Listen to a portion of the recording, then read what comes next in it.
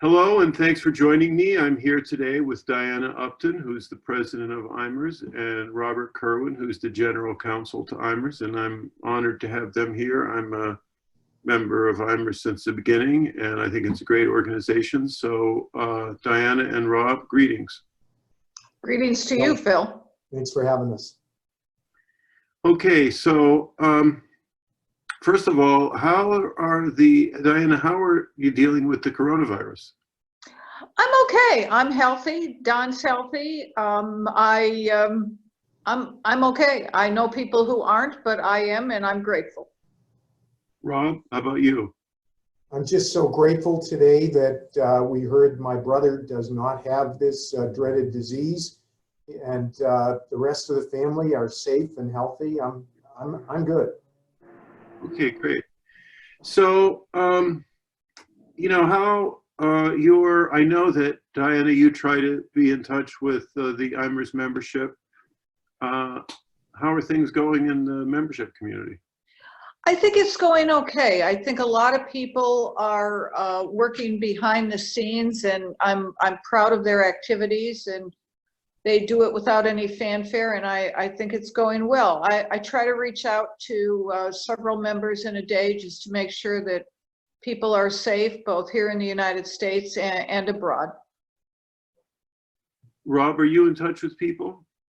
Talking every day as well, and like Diana, super proud of our group.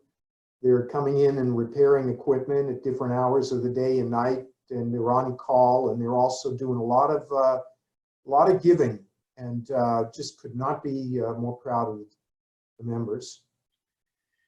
You know, I'm a believer in the concept of independent service because in every situation, you know, you need to have a lot of tools in your toolkit.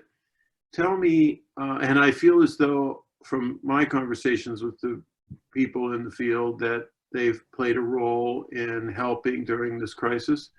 Can either of you shed any light on that?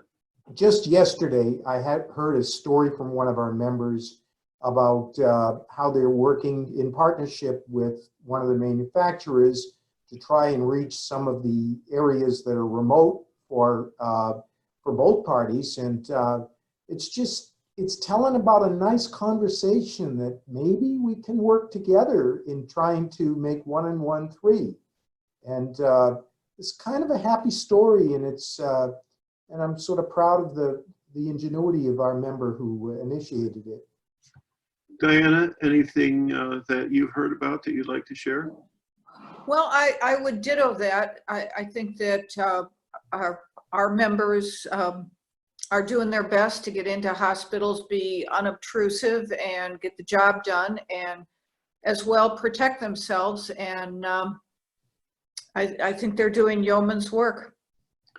You know, I have a question, and that is, will the, and IAMERS stands for alternative service or independent service.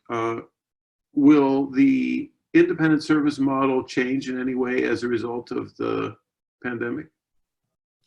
I don't think it'll change as a result of the pandemic. I think that Rob can certainly speak to a lot of the legislative and FDA and committee meetings that we're having, but I don't think it's going to change as a result of the pandemic. What do you think, Rob? Yeah, I don't think the fundamental work will change. However, there's going to be a demand for greater remote access. We see that on the horizon. We see that now. And I think our members are being asked more and more to be creative on the cybersecurity space, because during this pandemic, we have seen and heard from a number of our members about cyber attacks, and of course, passed along some of the FBI warnings in this regard.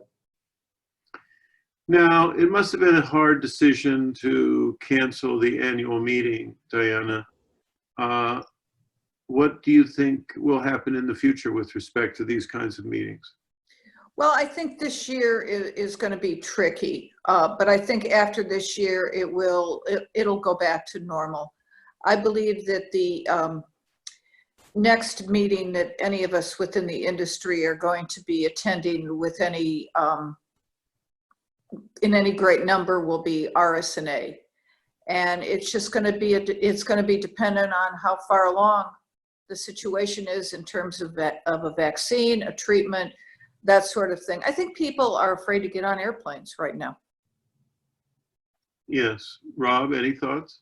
Well, I think that we've had a number of virtual meetings, and that is becoming pretty much the course. Every week, pretty much, we've had meetings with our members, both in Europe and in the US, on things like how to keep equipment clean, how to satisfy QMS issues.